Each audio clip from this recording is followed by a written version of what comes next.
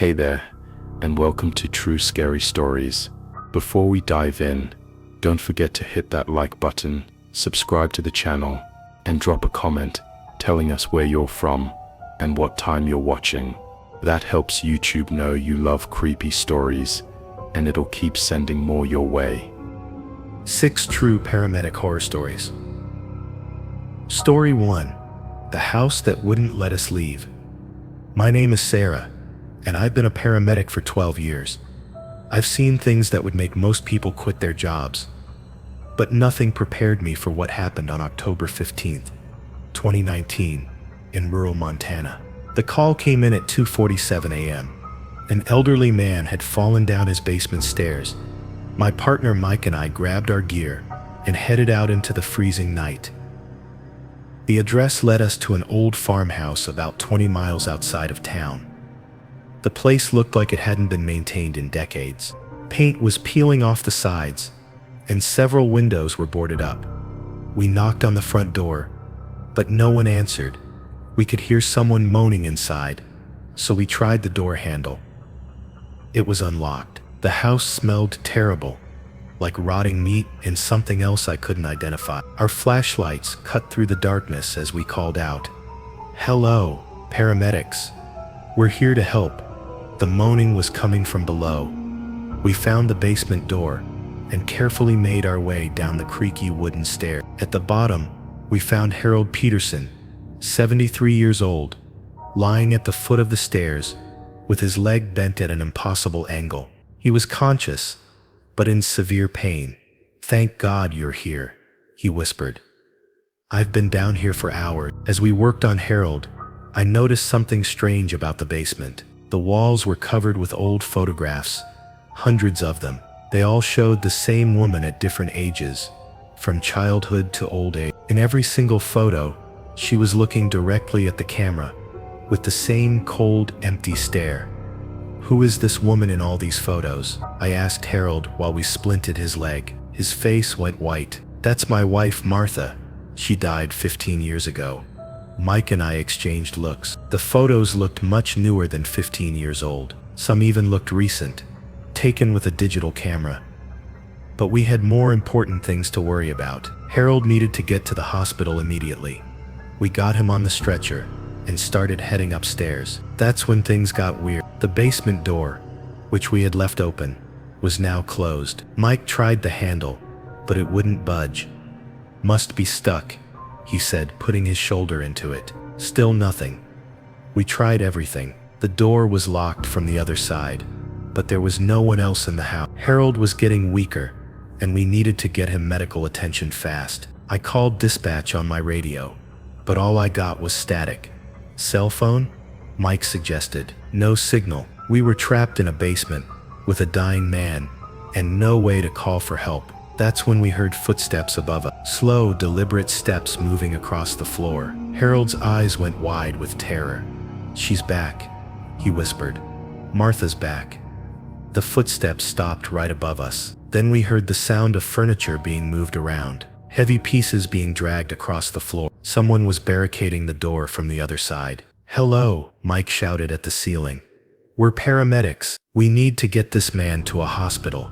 The footsteps stopped. Then we heard a woman's voice, clear as day. "Harold's not going anywhere. He belongs here with me." Harold started crying. "I should have told you. Martha didn't die naturally. I killed her, right here in this basement.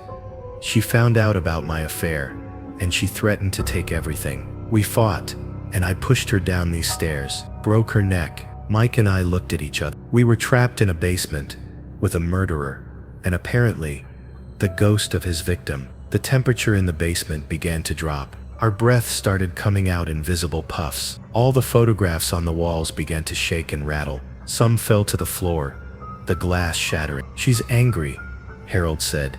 "She's been angry for 15 years." The lights went out. Our flashlights flickered and died, even though they had fresh batteries. In the complete darkness, we heard that voice again, closer this time, like someone was standing right next to us. "He killed me. He buried me under the house. No one ever looked for me."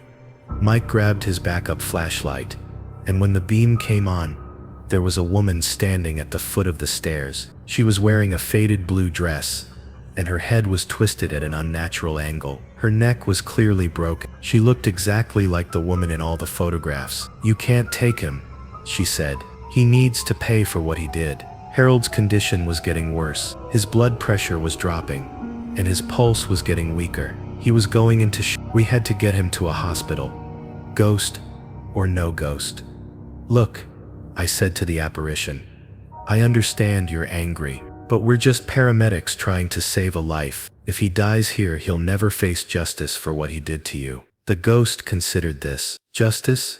Yes. If we get him to the hospital, he'll live to stand trial. He can be punished properly for murdering you." The ghost stared at Harold for a long moment. Then she walked to the basement door and placed her hand on it. We heard the sound of the barricade being moved aside. "The door swung open," she said, "but he will not escape what he's done." We got Harold up the stairs and into our ambulance as fast as possible. As we drove away, I looked back at the house. The ghost was standing in the window, watching us leave. Harold survived the surgery on his leg. While he was recovering in the hospital, he confessed to murdering his wife 15 years earlier. Police searched the property and found Martha Peterson's remains buried under the basement floor, exactly where the ghost had said they would be. Harold was convicted of murder and sentenced to life in prison. He died there 3 years later. The cause of death was listed as natural causes, but the prison guards said he kept talking about seeing Martha in his cell,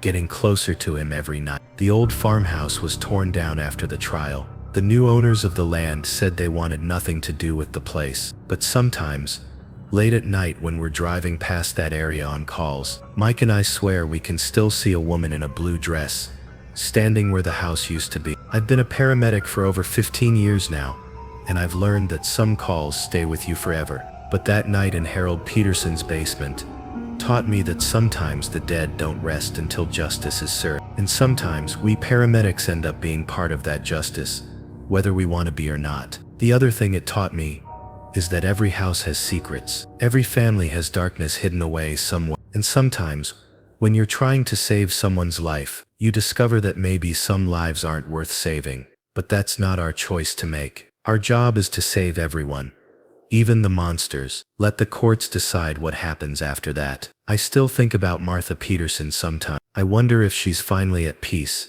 knowing her killer faced justice. I hope so, because if she's not, if she's still out there somewhere, still angry, and still looking for revenge, then God help whoever crosses her path now. Story 2. The Emergency Call from Hell. My name is David Chen, and I've worked as a paramedic in Detroit for 8 years. Detroit is a tough city, and we see our share of violence and tragedy. But nothing I'd experienced before could have prepared me for the call we received on a hot July night in 2020. It was 11:30 p.m. when dispatch sent us to an apartment complex on the east side. The caller had reported sounds of screaming and what sounded like someone in distress. The address was in one of the rougher neighborhoods, but that wasn't unusual for us. What was unusual was that when dispatch tried to call back for more information, the line just went dead. My partner Lisa and I arrived at the complex within 8 minutes. It was a run-down building, 5 stories tall, with broken windows and graffiti covering most of the exterior walls. Half the streetlights were out, making the whole area feel dark and threatening. The call had come from apartment. We climbed the stairs, our equipment bags heavy on our shoulders. The building was eerily quiet. Usually in a place like this, you'd hear music playing, people talking, children crying. But tonight there was nothing, just silence. We reached the 3rd floor and found apartment. The door was slightly open, hanging on its hinges like someone had kicked it in. We could smell something awful coming from inside, the unmistakable smell of death and decay. Detroit Fire Department paramedics, Lisa called out. "Is anyone in there?" No response. We pushed the door open wider and stepped inside, our flashlights illuminating the apartment. What we saw will haunt me for the rest of my life. The living room looked like a war zone. Furniture was overturned and destroyed. There was blood everywhere, on the walls, the ceiling, pooled on the floor. But there were no bodies. In the center of the room was a cell phone, still connected to night. We followed the blood trail down a hallway toward what looked like the bedroom. The smell got worse with every step. Lisa was gagging behind her mask, and I wasn't doing much better. At the end of the hall, we found the bedroom door, also hanging open. Inside, we discovered the source of the smell. There were 3 bodies in the room, but they looked like they'd been there for weeks, not hours. They were in advanced stages of decomposition, which made no sense given that someone had just called 911 from this apartment 20 minutes ago. This doesn't make sense, Lisa whispered. The 911 call was recent, but these bodies are old. I checked my watch. It was exactly midnight now. As soon as the second hand hit 12, something changed in the apartment. The temperature dropped dramatically, and we could see our breath in the cold air. The silence was broken by the sound of someone screaming. The same screaming the 911 caller had reported. But the screaming wasn't coming from anywhere in the apartment. It was coming from above us, like someone was trapped in the ceiling. Then it moved, following us as we walked through the rooms. Lisa grabbed my arm. "David, we need to get out of here now." But as we turned to leave, we heard a voice calling out, "Help me, please help me, I'm hurt." It was a woman's voice, coming from somewhere deeper in the apartment. Despite every instinct telling us to run, we were paramedics. We couldn't leave if someone needed help. We followed the voice to a door we hadn't noticed before. It led to another hallway that seemed impossibly long for the size of the apartment. The walls were covered with photographs, hundreds of them, but they were all of the same scene. This apartment, covered in blood, with the 3 decomposing bodies we'd just discovered. At the end of the hallway was another door. The woman's voice was coming from behind it. "Please, I'm bleeding. I need help." Lisa looked at me. "This isn't real," she said. "This can't be real." But real or not, we opened the door. Inside was another bedroom. But this one was different. It was clean and normal, like the rest of the apartment had never been damaged. And lying on the bed was a woman, probably in her 30s, covered in blood from multiple stab wounds. "Thank God you're here," she gasped. "He tried to kill me, my boyfriend. He went crazy." We immediately went to work, checking her vital signs and trying to stop the bleeding. Her pulse was weak, and she was losing blood fast. We needed to get her to a hospital immediately. "Where is he now?" I asked while Lisa prepared the IV. "I don't know," she said. "He ran when I managed to call 911. Please don't let me die." We got her stabilized enough to move and carefully lifted her onto our stretcher. But when we tried to leave the bedroom, the door we'd entered through was gone. The wall was solid, like there had never been a door there at all. "What the hell?" Lisa said, running her hands along the wall. The woman on the stretcher was getting weaker. We had to find another way out. We looked around the room and found a window. Outside, we could see our ambulance parked on the street below, but we were 3 stories up. "We'll have to call for ladder support," I said, reaching for my radio. But when I tried to call dispatch, all I got was static. Then through the static, I heard a voice. It was a man's voice, angry and violent. "You can't save her. She's mine. She belongs to me." The woman on the stretcher started crying. "That's him. That's Marcus. He's coming back." The temperature in the room dropped even more. Ice began forming on the windows. Through the frost, I could see a figure standing on the street next to our ambulance. It was a man, tall and thin, wearing clothes that looked like they were covered in blood. He was looking up at us, and even from 3 stories away, I could see his face. It was twisted with rage and something else, something inhuman. His eyes were completely black, like empty holes in his face. "We need to get out of here now," Lisa said. But the woman was dying. Her blood pressure was crashing, and she was going into shock. If we didn't get her to a hospital in the next few minutes, she wouldn't make it. That's when I noticed something strange about the woman's wounds. They were healing. Right before our eyes, the stab wounds were closing up, and the bleeding was stopping. Her vital signs were improving. "What's happening to her?" Lisa asked. The woman sat up on the stretcher, completely healed. But when she looked at us, her eyes were the same empty black holes we'd seen on the man outside. "Thank you for coming," she said. But her voice had changed. It was deeper now, with an echo like she was speaking from the bottom of a well. Marcus and I have been waiting for new friends. That's when we realized the truth. We weren't in a normal apartment. We were trapped in some kind of supernatural nightmare, and the woman we'd been trying to save was part of it. The room began to change around us. The walls started bleeding, and the floor began to tilt and shift like we were on a sinking ship. Through the chaos, I could hear Lisa screaming, but I couldn't see her anymore. Then everything went black. I woke up in our ambulance, parked outside the apartment complex. Lisa was shaking me awake. According to my watch, it was 11:45 p.m., 15 minutes before we'd originally arrived at the building. "David, wake up. We just got a call. Apartment 3B. Someone's in distress." I looked at the building. It was exactly as I remembered it. Run down, covered in graffiti, with broken windows. But now I knew what was waiting for us inside. "We're not going in there," I told Lisa. "What are you talking about?" "We have to respond to the call." I grabbed the radio and called dispatch. "Unit 47 to dispatch. We need police backup at this location before we enter the building. Possible violent domestic situation." While we waited for the police, I told Lisa everything I remembered from what felt like a dream, but was too vivid and detailed to be anything but real. She thought I was losing my mind, but she agreed to wait for backup. The police arrived and searched the building. They found apartment 3B exactly as I'd described it. Door kicked in, blood everywhere, and 3 decomposing bodies in the bedroom. The apartment had been a crime scene for over a month. A man named Marcus Williams had murdered his girlfriend and 2 of her friends before killing himself. The case had been closed weeks ago, but someone had called 911 from that apartment just 20 minutes earlier, using a phone that should have been disconnected weeks ago. The police couldn't explain it, and neither could we. All I know is that somehow, I'd experienced the night of those murders, lived through them as if I were there when they happened, and something in that apartment, whether it was the spirits of the victims or something worse, had been trying to trap us there with them. We never went back to that building.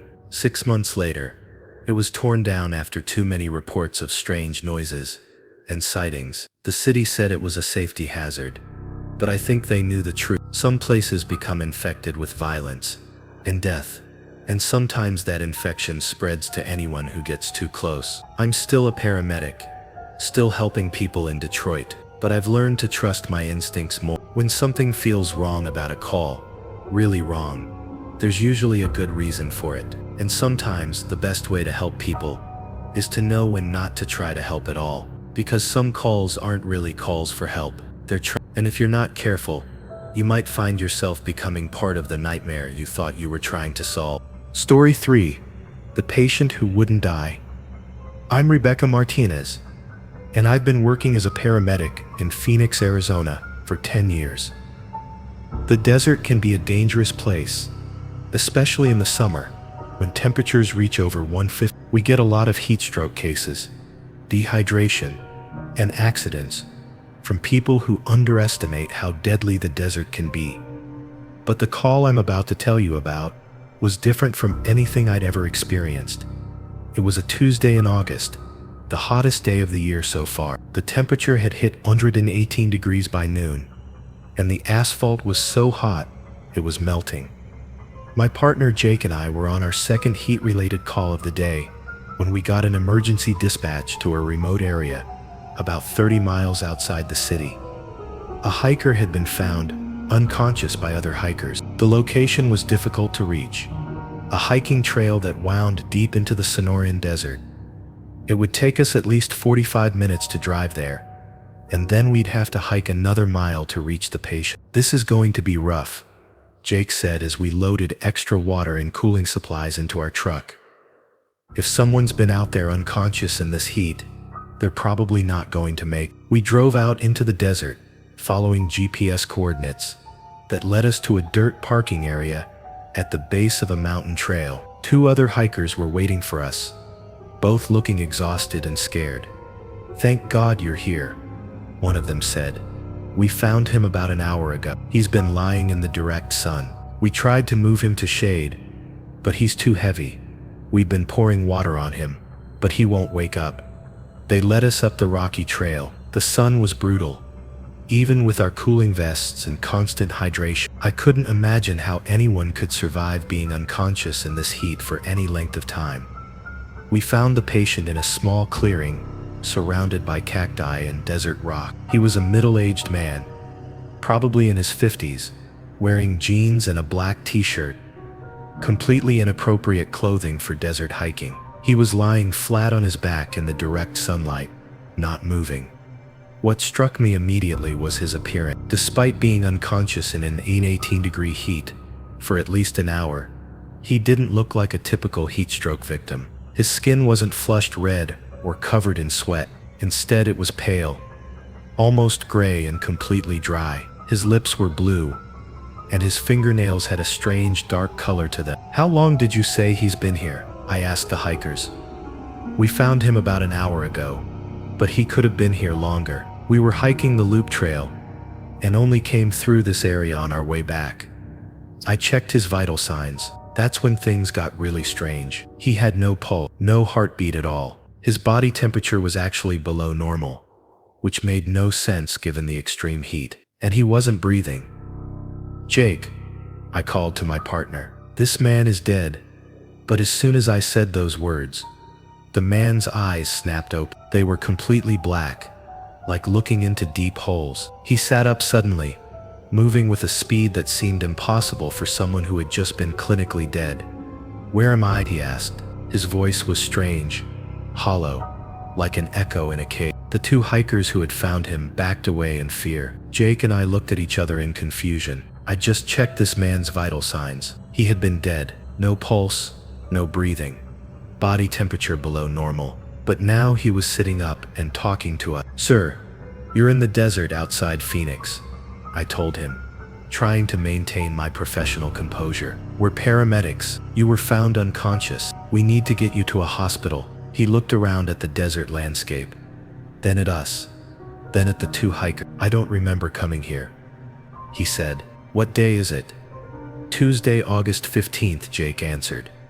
The man's face went white. "That's impossible. I was at home yesterday.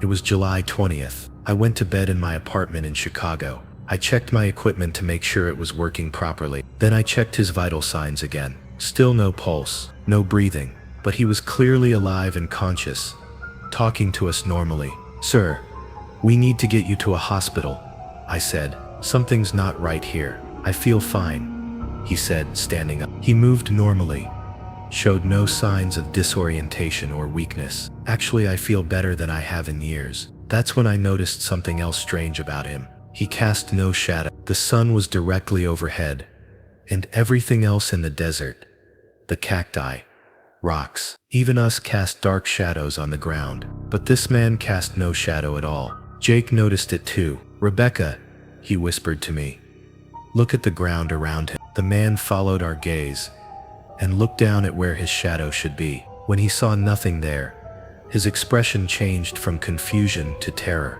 "What's happening to me?" he asked, his hollow voice now filled with panic. "We need to leave, now," one of the hikers said. "There's something seriously wrong here." But we couldn't just leave him. He was clearly in some kind of medical crisis. Even if we couldn't understand what was happening, we convinced him to come with us back to the ambulance. The hike back down the trail was surreal. The man moved easily, showing no signs of fatigue or heat exhaustion, even though he was wearing inappropriate clothing for the desert heat. He told us his name was Thomas Brennan, and he was a 52-year-old accountant from Chicago. "I've never been to Arizona in my life," he kept saying. "I don't understand how I got here. The last thing I remember was going to sleep in my apartment." When we reached our ambulance, I tried to take his vital signs again. Still no pulse, no breathing, but his body temperature had now dropped to 89 degrees, dangerously hypothermic levels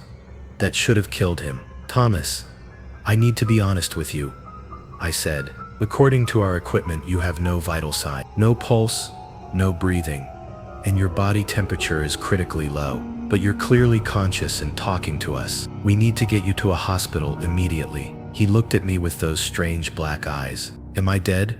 he asked quietly. I didn't know how to answer that question. We loaded him into the ambulance and started the drive back to Phoenix. I stayed in the back with Thomas while Jake drove. During the 45-minute ride, I continued monitoring him. His condition never changed. No vital signs, but completely conscious and alert. "Tell me about yesterday," I said, trying to keep him talking. "What do you remember about July 20th? "I had a normal day at work," he said. "I came home, made dinner, watched TV. I remember feeling really tired.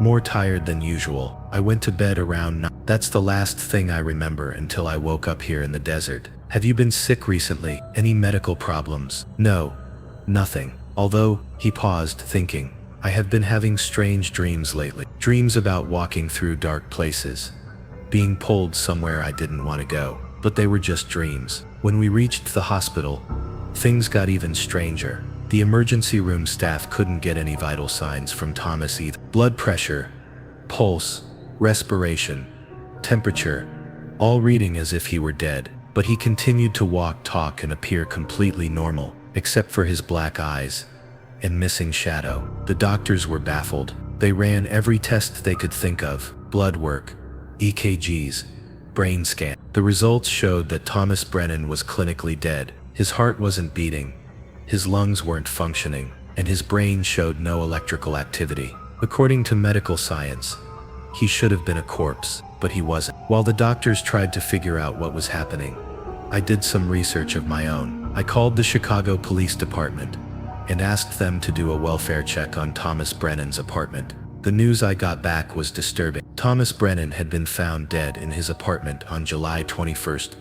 3 weeks ago, he had died in his sleep of a heart attack. His body had been cremated after a small funeral service. So who was the man sitting in our hospital? I went back to check on him. He was sitting on the edge of the hospital bed, looking lost and confused. When he saw me, he smiled, the first normal expression I'd seen from him all day. "The doctors can't figure out what's wrong with me," he said. "They keep saying I'm dead, but I feel fine." "Thomas," I said carefully, "I need to ask you something. Do you remember dying?" His expression changed. The confusion left his face, replaced by a look of dawning realization and horror. "Yes," he whispered. "I remember now. I was lying in bed, and there was this terrible pain in my chest. I couldn't breathe. Then everything went dark." "What happened after that?" "I was somewhere else, somewhere dark and cold. There were other people there, but they weren't really people anymore. They were and there was this voice telling us we could go back,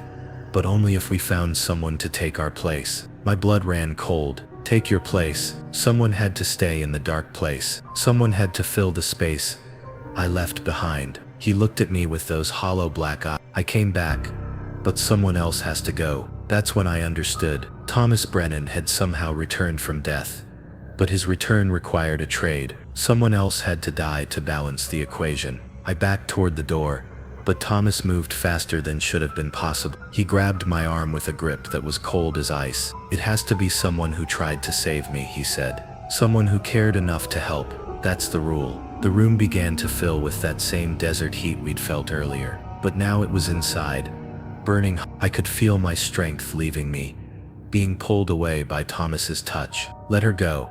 Jake was standing in the doorway. He had his service weapon drawn, though I'm not sure what good it would do against someone who was already dead. "You can't shoot me," Thomas said, but he released my arm. "I'm already dead." "Maybe," Jake said, "but you're in a hospital full of people who know how to make sure dead things stay dead." Thomas looked around the room, then at the window. Outside, the sun was setting, and the hospital room was filling with shadow. Real shadows, except for the space around Thomas. "I have to go back," he said quietly. "I can't stay here. This isn't my world anymore." He walked to the window and opened it. We were on the 3rd floor, but Thomas didn't hesitate. He climbed onto the window sill. "Thank you for trying to help me," he said, "but some people can't be saved." Then he jumped. Jake and I rushed to the window, but there was no body on the ground below. Thomas Brennan had simply vanished, like he'd never existed at all. I quit my job as a paramedic 2 weeks later. I couldn't shake the feeling that there are some calls we're not meant to answer, some people we're not supposed to try to save. Death has rules, and when those rules get broken, the consequences can be terrible. I work as a nurse now, in a quiet clinic where the most serious emergency is usually someone with a bad cold. It's boring compared to being a paramedic, but boring is safe. Boring doesn't involve meeting people who have returned from the dead looking for someone to take their place. Sometimes, late at night when I'm alone, I think about Thomas Brennan. I wonder if he found his way back to whatever dark place he came from, or if he's still out there somewhere, looking for someone to trade places with. And sometimes, when I'm driving through the desert outside Phoenix, I imagine I see a figure walking along the road, a man with no shadow, still searching for a way home. Story 4: The Nursing Home Nightmare. My name is Marcus Thompson, and I've been a paramedic in rural Louisiana for 7 years. The swamps and backwoods around here can be dangerous, and we see our share of accidents and medical emergencies. But nothing prepared me for what happened at Willowbrook Nursing Home on a cold December night in 20. The call came in at 1:15 a.m. A resident at the nursing home had fallen and couldn't get up. It seemed like a routine call. We got them from nursing homes all the time. My partner Angela and I loaded up our equipment and made the 20-minute drive through the foggy bayou roads to Willowbrook. Willowbrook was an old place, built in the 1940s as a private mansion, before being converted to a nursing home. The building sat on the edge of the swamp, surrounded by ancient oak trees covered in Spanish moss. Even during the day, the place had an eerie atmosphere. At night, with fog rolling in from the swamp, it looked like something from a horror movie. We parked in front of the main entrance and grabbed our gear. The front desk was empty, which was strange for a nursing home. There should have been at least one staff member on duty at all times. "Hello?" Angela called out. "Paramedic." We heard a voice calling from somewhere deeper in the building. "Back here, room 12. We followed the voice through poorly lit hallways, lined with old photographs and faded wallpaper. The building smelled like disinfectant mixed with something else. Something musty and unpleasant that I couldn't identify. Room 12 was at the end of a long hallway. The door was open, and we could see a nurse inside, kneeling next to an elderly woman who was lying on the floor beside her bed. "Thank goodness you're here," the nurse said. She was a woman in her 50s, wearing scrubs and looking exhausted. "Mrs. Patterson fell trying to get to the bathroom. I found her about 20 minutes ago." We knelt down next to Mrs. Patterson, an elderly woman who looked to be in her 80s. She was conscious, but confused, and her left hip was clearly injured. It was a typical fall injury for someone her age. "Hi, Mrs. Patterson," I said gently. "I'm Marcus, and this is Angela. We're paramedics, and we're here to help you." She looked at me with cloudy eyes. "Who are you?" she asked. "Where's my husband? He was just here." The nurse shook her head. "She's been like this all evening, very confused. Her husband died 15 years ago, but she keeps asking for him." We began our assessment, checking Mrs. Patterson's vital signs and examining her injured hip. Everything seemed normal for a fall injury in an elderly patient. But as we worked, I began to notice strange things about the nursing home. First, it was too quiet. In my experience, nursing homes were never completely silent. There were always sounds, residents calling out, televisions playing, staff moving around. But Willowbrook was dead silent, except for our voices. Second, the temperature kept changing. One moment, it would be normal. The next, it would be freezing cold. Then suddenly hot and stuffy. The nurse didn't seem to notice, but Angela and I kept looking at each other as the temperature fluctuations became more extreme. "How many residents do you have here?" Angela asked the nurse while we prepared Mrs. Patterson for transport. 42, the nurse replied, "but most of them are asleep. We try to keep things quiet at night." As we lifted Mrs. Patterson onto our stretcher, I caught a glimpse of something in the hallway that made my blood run cold. Standing at the far end of the corridor was an elderly man in pajamas, just watching. What disturbed me was that he was completely transparent. I could see through him to the wall behind. I blinked hard, thinking my eyes were playing tricks on me. When I looked again, he was gone. We started wheeling Mrs. Patterson toward the exit, but she suddenly became agitated. "Don't take me away," she cried. "My husband is here. He's waiting for me." "Mrs. Patterson, you need to go to the hospital," the nurse explained. "Your hip is broken. You need surgery." "No, Harold is here. I can see him." She was pointing to an empty corner of the hallway, but as I looked closer, I realized it wasn't empty. There was a shadow there, darker than the surrounding darkness, roughly the shape of a man. Angela saw it too. "Marcus," she whispered. "What is that?" The shadow began to move, following us as we pushed the stretcher toward the exit. Miss Patterson reached out toward it, tears streaming down her face. "Harold, don't let them take me away from you." The temperature dropped dramatically. Our breath began to come out in visible puffs, and frost started forming on the windows. The nurse seemed oblivious to what was happening. "Strange weather we're having," she said casually. "It's cold so fast this time of year." But it wasn't cold outside. It had been a mild December evening when we arrived. The cold was coming from inside the building, specifically from wherever that shadow was. We reached the main entrance, but the doors wouldn't open. I pushed and pulled on them, but they were locked solid, even though they had been unlocked when we came in just 30 minutes earlier. "That's strange," the nurse said. "These doors don't lock from the inside." The shadow had followed us to the lobby and was now hovering near Mrs. Patterson's stretcher.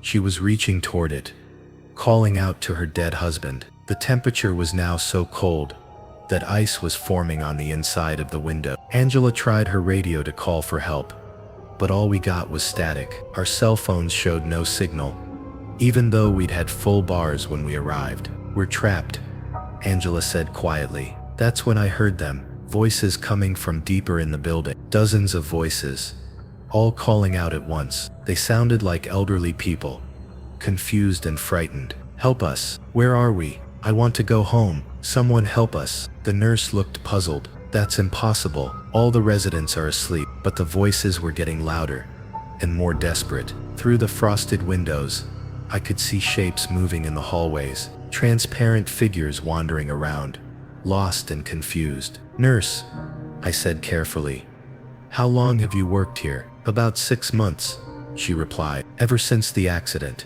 "What accident?" Her face went blank for a moment, like she was trying to remember something important, but couldn't quite grasp it. "There was a fire," she said slowly. "A terrible fire. But that was..." "When was that?" The pieces began falling into place. The empty nursing home, the transparent figures, the unnaturally cold temperature, the doors that wouldn't open. I grabbed my phone and did a quick internet search for Willowbrook Nursing Home. What I found made my heart stop. Willowbrook Nursing Home had burned down 8 months ago. 42 residents and 3 staff members had died in the fire, including a nurse named Patricia Williams. I looked at the nurse who had been helping us. Her name tag read Patricia Williams. "Patricia," I said gently, "what's the last thing you remember before tonight?" She stared at me, confusion growing in her eyes. "I was working the night shift. There was smoke in the hallways. I was trying to help the residents evacuate,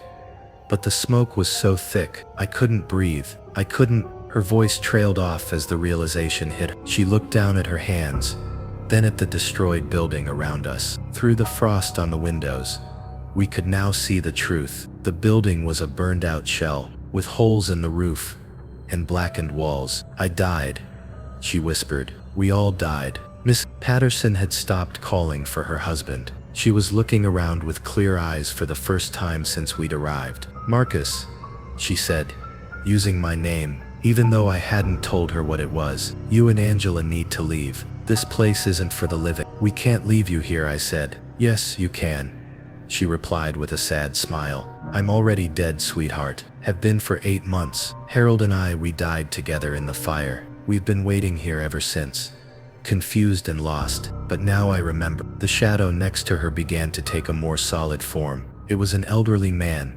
wearing the same pajamas I'd seen in the hallway. He reached out and took Mrs. Patterson's hand. "It's time to go, dear," he said in a voice like distant thunder. "Wait," Angela said. "If you're all dead, why did you call 911? Why are we here?" "Patricia," the nurse answered, "because some of us have been trapped here since the fire. We didn't understand what had happened to us. We kept trying to do our jobs, help our residents, call for, but we needed living people to help us remember who we were, to help us understand that we could let go. The temperature began to warm up, and the ice on the windows started to melt. The transparent figures in the hallways were becoming more solid, but also more peaceful. Instead of wandering around lost and confused, they were embracing each other, saying goodbye. "You helped us remember," Mrs. Patterson said. "By trying to save me, you helped all of us remember that we don't need saving anymore. We can go home now." One by one, the figures began to fade away,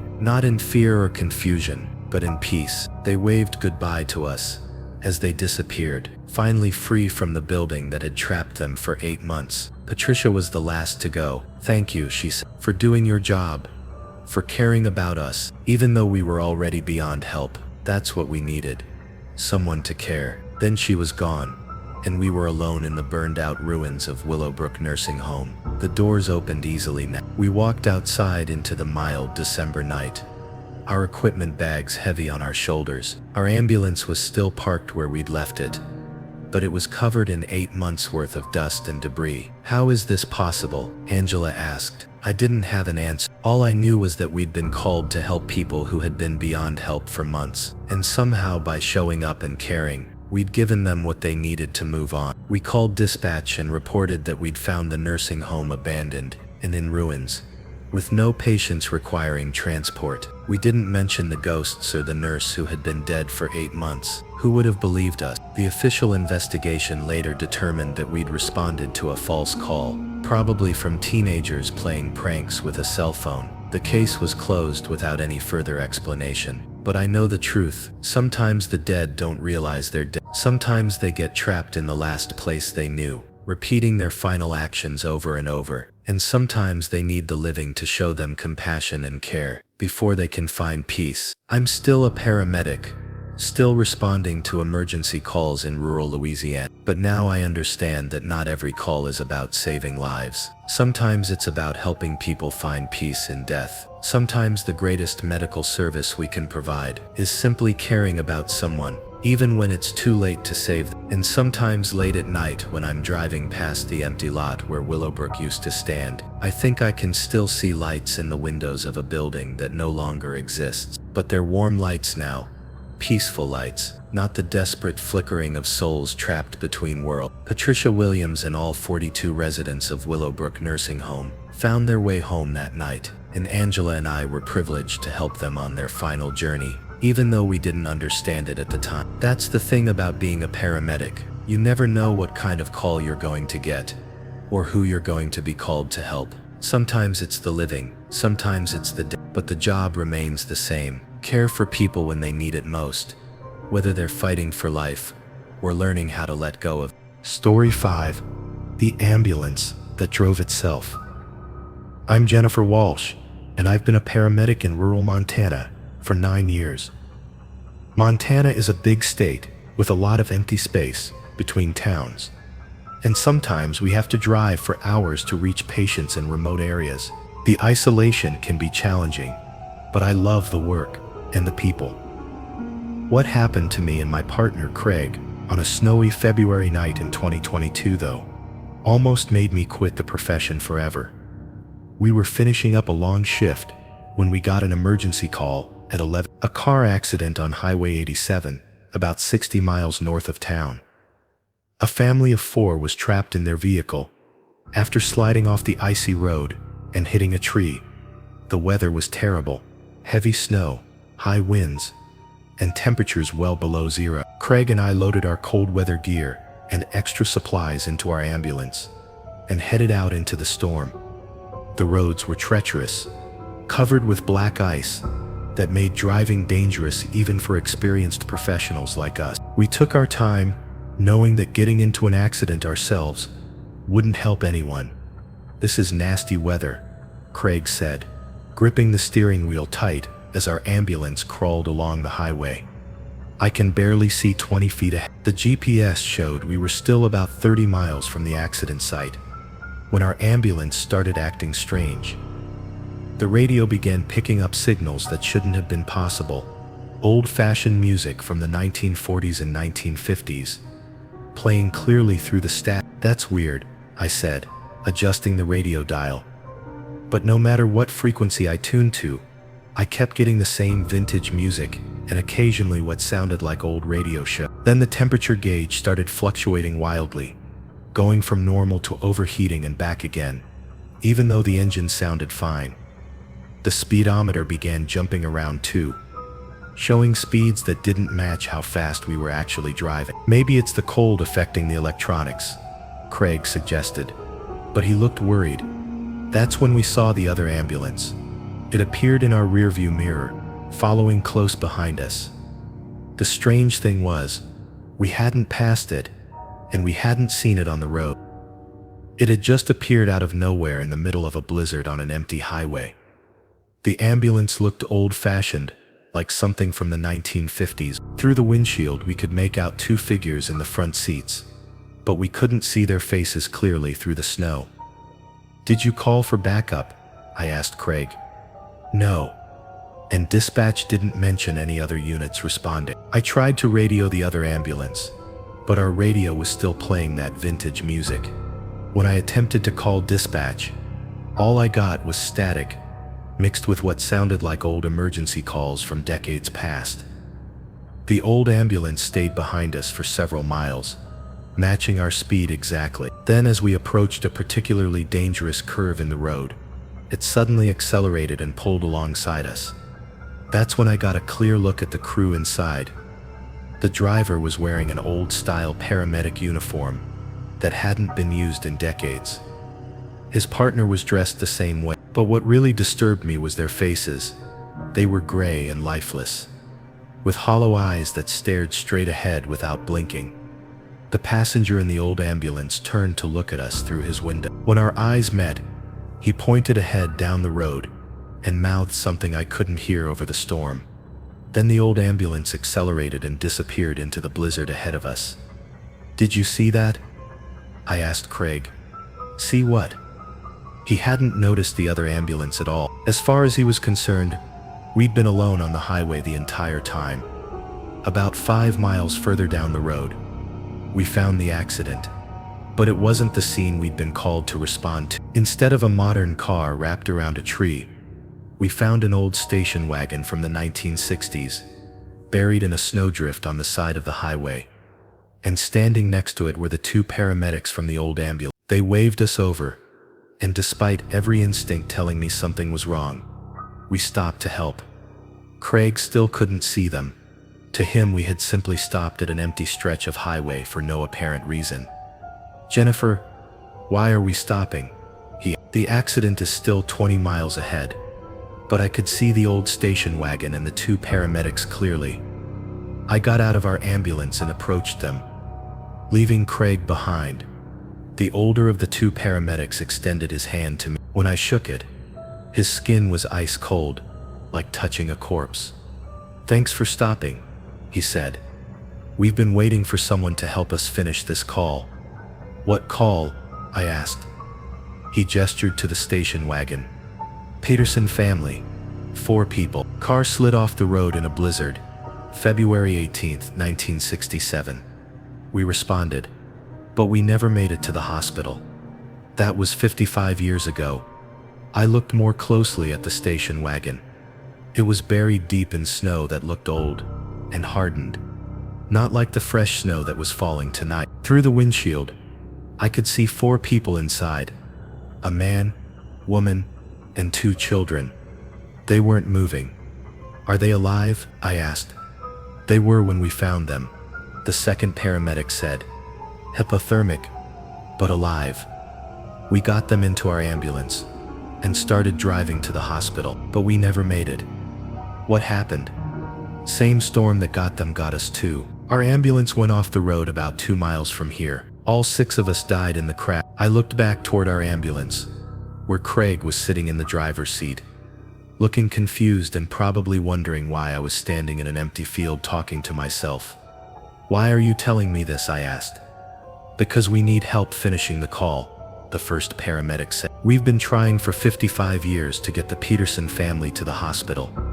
Every time there's a bad storm like this, we try again, but we always crash in the same place, and we always fail. But they're already dead, I said, looking at the station wagon.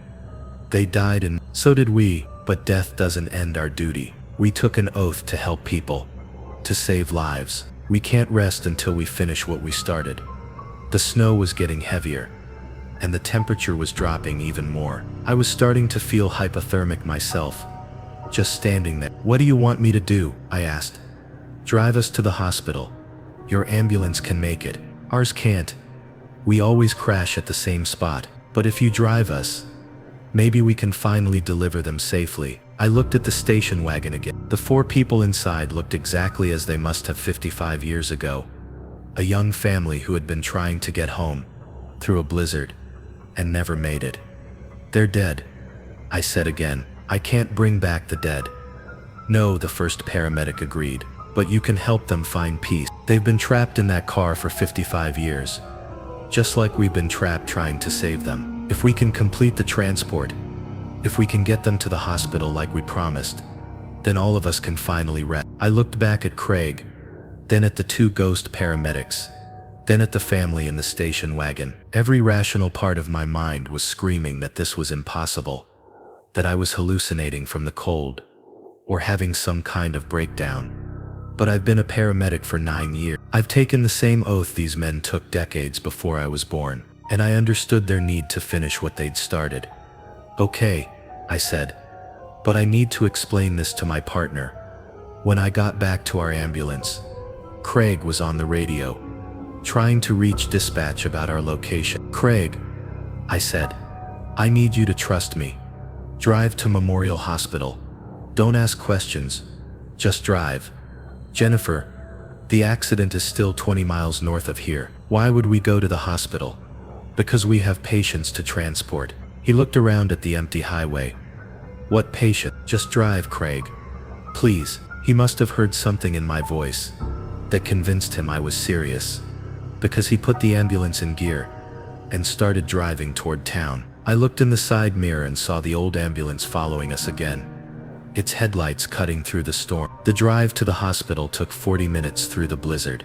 The whole time our radio continued playing music from the 1940s and 1950s, mixed with what sounded like emergency calls from decades past. Craig kept trying to tune it to the proper frequency, but nothing worked. When we reached Memorial Hospital, I saw something that made my heart stop. The old ambulance pulled up next to us in the emergency bay, and the 2 ghost paramedics got out. They opened the back doors of their ambulance and carefully removed 4 stretchers. On those stretchers were the Peterson family, the man, woman, and 2 children from the station wagon. They looked peaceful, like they were simply sleeping. The paramedics wheeled them toward the hospital entrance.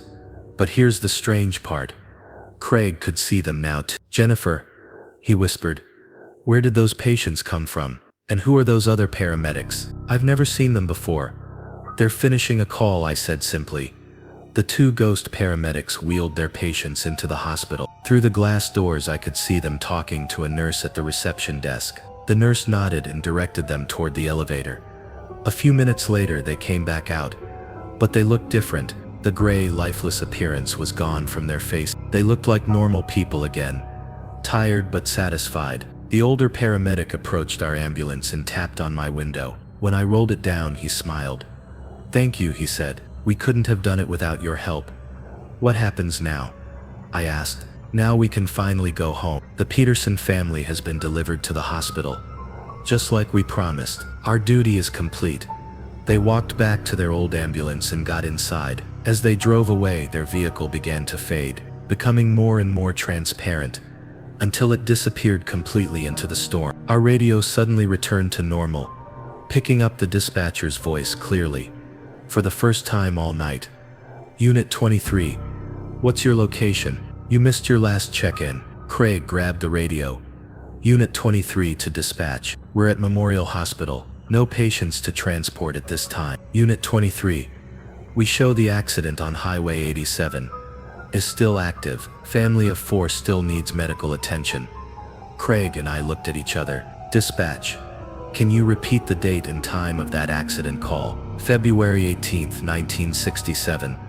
11:30 p.m. The same date the ghost paramedics had mentioned. Somehow that call from 55 years ago had never been officially closed. It had been repeating every year during bad storms, waiting for someone to complete it. Dispatch. Unit 23 responding to that call. Show us as transporting 4 patients to Memorial Hospital. Call completed successfully. Copy that, Unit 20. Closing that incident. Good work.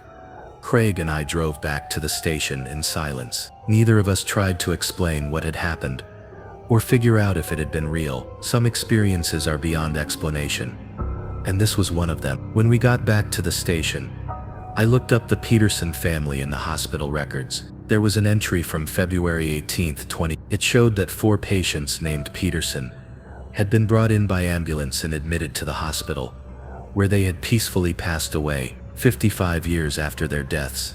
The Peterson family had finally made it to the hospital, and 2 paramedics who had died trying to save them had finally completed their last call. I'm still a paramedic in Montana. I still respond to emergency calls in all kinds of weather, but now I understand that some calls transcend. Some promises are so important that they bind us even beyond the grave. And sometimes when there's a really bad storm and I'm driving alone on empty highways, I think I can see that old ambulance in my rearview mirror, but it's not following me anymore. It's heading in the opposite direction, finally going home after 55 years of trying to save 4 people who needed their help. The dead paramedics taught me something important that night. Our duty to help others doesn't end when our shift is over, or even when our lives are over. It continues as long as there are people who need our help. And sometimes the greatest service we can provide is helping others find the peace they've been searching for. Story 6. The 911 call from the morgue. My name is Dr. Lisa Chen, and I've been working as a paramedic in Seattle for 6 years. Seattle's a big city with all the problems that come with urban life. Overdoses, violence, accidents, and mental health crises. I thought I'd seen everything until I got the call that changed my perspective on what's possible in this job. It was a quiet Tuesday morning in September 2021. My partner Mike and I were restocking our ambulance after a routine transport when dispatch called with an unusual request. Unit 15, we need you to respond to the King County morgue. We received a 911 call requesting medical assistance. Mike and I looked at each other. The morgue? He asked into the radio. Dispatch, can you repeat that? Unit 15, confirmed. King County morgue, on Harborview Drive. 911 caller reported someone in distress, requiring immediate medical attention. Copy that, dispatch. Unit 15, responding. We'd never been called to the morgue before. Usually by the time people ended up there, they were well beyond our help. But emergency calls are emergency calls. So we loaded up and headed across town. The King County morgue is located in the basement of Harborview Medical Center. It's a modern facility that handles all the autopsies and death investigations for the county. During the day, it's usually busy with medical examiners, technicians, and investigators. But this was early morning, and the building seemed unusually quiet. We parked in the loading area and found the entrance. The door was propped open, which seemed strange for a secure facility like a morgue. We grabbed our equipment bags and went inside. Hello, Mike called out. Seattle Fire Department. Someone called for medical assistance. No response. The hallways were empty and dimly lit. We followed signs toward the main examination area, our footsteps echoing on the polished floors. This place gives me the creeps, Mike muttered. I hate morgues. We found the main examination room, a large space with several metal tables and equipment for autopsies. The room was empty except for one occupied table in the center. A body was lying there, covered by a white sheet. Hello, I called again. Is anyone here? That's when we heard it, a weak voice coming from under the sheet. Help me, please help me. Mike and I froze. Bodies in morgues don't usually ask for help. Did you hear that? I whispered. Yeah, but that's impossible. The voice came again, clearer this time. I can't move. Something's wrong. I need help. We approached the table cautiously. I could see the shape of a person under the sheet. Definitely human. but completely still except for the faint rise and fall of breathing. "Sir, can you hear me? We're paramedics. We're here to help." "Thank God," the voice said. "I don't know what happened to me. I was at home, and then I woke up here. I can't move my arms or legs." I looked at Mike. Bodies don't just wake up in morgue, but our training kicked in. Someone was asking for help, so we had to respond. I carefully pulled back the sheet, expecting to see an elderly person or someone who looked near death. Instead, I found a young man, maybe 30 years old, with no obvious injuries or signs of illness. His eyes were open and alert, and he was breathing normally. "What's your name?" I asked while checking his pulse. "Daniel Morrison. I'm 29 years old. I live in Capitol Hill. I don't understand how I got here." His vital signs were perfectly normal. Strong pulse, good blood pressure, normal temperature, but he was completely paralyzed from the neck down. "Daniel, when's the last thing you remember before waking up here?" "I was at home watching TV. I felt really tired, so I lay down on the couch. That's it. Next thing I knew, I was here, and I couldn't move." I checked the toe tag attached to his foot. It read Daniel Morrison, age 29. Date of death September 4th. "That was yesterday." "Mike," I said quietly, "check the computer system. See what information they have on this case." Mike found a computer terminal and logged into the morgue system. What he found made no sense. According to this, Daniel Morrison was brought in yesterday evening. Cause of death listed as sudden cardiac arrest. He was found dead in his apartment by his landlord. Autopsy scheduled for this morning. But Daniel was clearly alive, talking to us, breathing on his own. Dead people don't have conversations with paramedics. "Daniel," I said, "I need to ask you something strange. Do you remember dying?" His eyes widened with fear. "Dying? No, I'm not dead. I'm talking to you right now. I know. But according to the records here, you were found dead in your apartment yesterday. Your landlord called 911, and the coroner pronounced you dead at the scene." "That's impossible. I feel fine. I mean, I can't move, but I'm definitely alive." I called dispatch on my radio. "Unit 15 to dispatch. We have a very unusual situation here. We need a supervisor and possibly police backup at our location." "Copy. Unit 15. What's the nature of your situation? How do you explain that you found a living person in a morgue?" "Dispatch.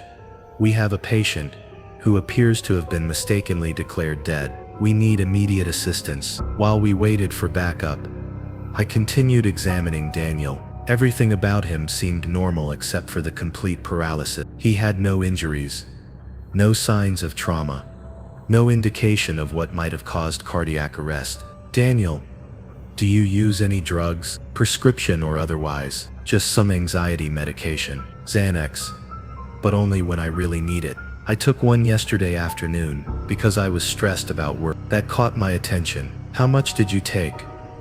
"Just one pill. Well, maybe two. I was having a panic attack about a presentation I had to give." "What strength?"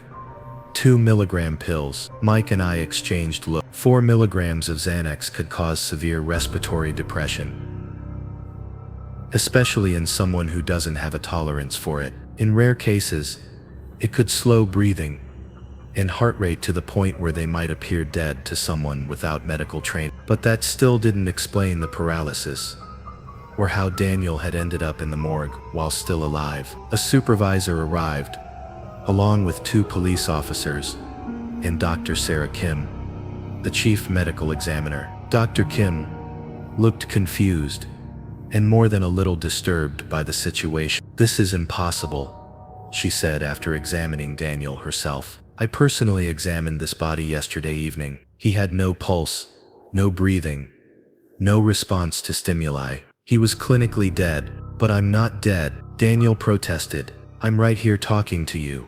Kim checked her notes from the previous evening. Body temperature was 89 degrees when brought in. No rigor mortis, which was consistent with recent death. All signs pointed to cardiac arrest. "What about the paralysis?" I asked. "That's what I don't understand. Dead bodies don't develop paralysis. They develop rigor mortis. But that's different."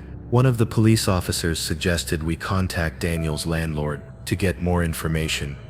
about how he was found. The landlord, Mrs. Chen, agreed to come to the morgue to talk with us. Mrs. Chen arrived 20 minutes later, looking shaken by the whole situation. I found him on his couch yesterday, around 3 p.m., she said. I had gone to check on him because he hadn't paid his rent, and his car had been in the same parking spot for 3 days. What condition was he in when you found him? He looked dead, no breathing, no pulse that I could feel. His skin was cold and had a gray color to it. I called 911 immediately. Did the paramedics try to resuscitate him? Yes, they worked on him for about 20 minutes. They used those electric paddles and gave him injections, but nothing worked. They pronounced him dead at 3:47 p.m. Dr. Kim was reviewing Daniel's file more carefully. Wait, she said. Look at this. The responding paramedics noted something unusual. They said his body temperature was lower than expected for someone who had just died, and there were no obvious signs of what caused the cardiac arrest. Could he have been in some kind of coma? Mike suggested. Possible, Dr. Kim said. There are rare conditions that can cause a state so deep that it mimics death. Catalepsy, certain types of seizures, extreme hypothermia, but none of that explained the paralysis or how Daniel had regained consciousness in the morgue. Daniel, I said, I want you to think carefully. In the hours before you died, did anything unusual happen? Any strange symptoms?